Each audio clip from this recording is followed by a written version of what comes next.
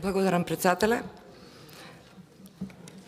Јас не се согласувам со вас, бидејќи поддршката да се објавува во списанија со импакт фактор не е нова мерка и не е доволна. Таа беше еден мотив да се натераат нашите научници да можат да пишуваат и да аплицираат.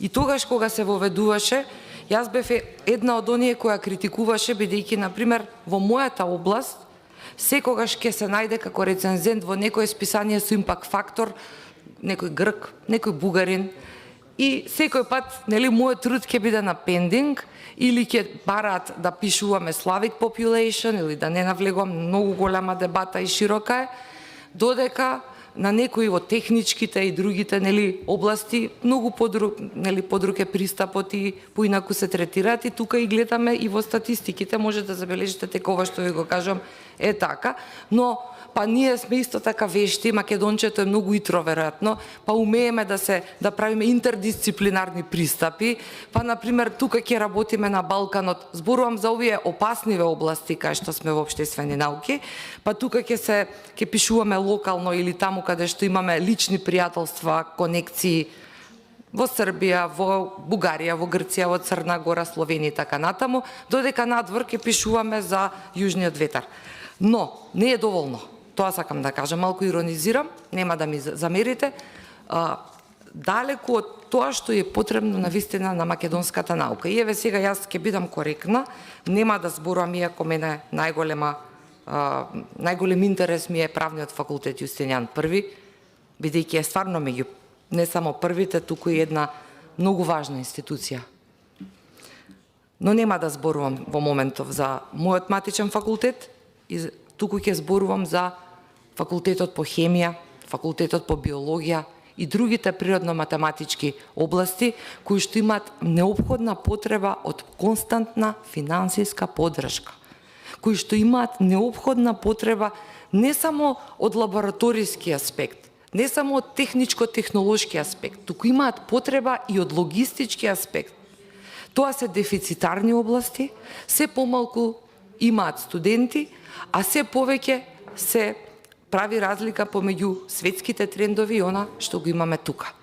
И ако не свати државата, дека треба тука да се вложиме и дека тука е фокусот на она што треба да ги насочиме средствата и финансирањето, не знам што очекуваме да направиме. Еве, слушам и екстерно едно и друго и трето. Токму така, и јас истото го мислам, погрешно се спроведе екстерното. Но беше потребно нешто да се почне за да се провери. Оти ние имаме брзи прсти систем се уште како општество. Моето дете мора сите петки да ги има. Ама небитно дека ја ќе продавам сега морал надвор, така, тоа е начинот, сега иронизирам, ама така е. За да го смениме тој момент, требаше да се почне со нешто. Дали беше добар, дали беше најдобар, не. Дали може подобро, може. Дали треба да си веруваме на своите научници? Мора да им веруваме. Еве, вие сте економист. Јас познавам многу прекрасни ваши колеги. Посебна филозофија на гледање на светот, сосема поинаков пристап. Многу значаен и за мене како историчар на право. Оти без економија нема држава. Ама треба тоа да се поддржи, треба некој да може да ни помогне, за да може да работиме. Инаку вака сме свештолози, пак ќе кажам, најголемиот проблем и оној кој што во Република Македонија, тоа му го имам кажано и на актуелниот министер на почетокот на годинава. Тој кој што во Република Македонија ќе спроведе таква реформа со која што ќе направи квантифицирање квалитетот од квантитетот ќе ги одвои и ќе поведе реформа во кој што не е важно, не те прави поголем човек ако имаш титула која купиш некаде, туку што нудиш.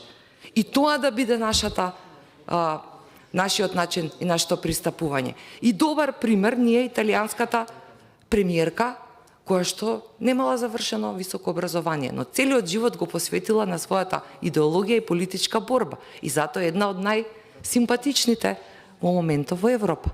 Што говори дека не е само формалното образование или политичката припадност. Тоа е втората горлива тема со која што се соочувам јас 20 години работна кариера, а моите колеги повеќе од 30 години.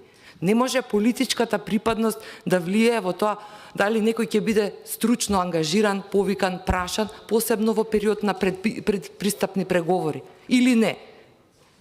Не може сва што лози да поддржуваме, а ние тоа го негуваме со ваквиот пристап кон науката. И не можам да не зборувам за тоа. И ужасно ми пречи.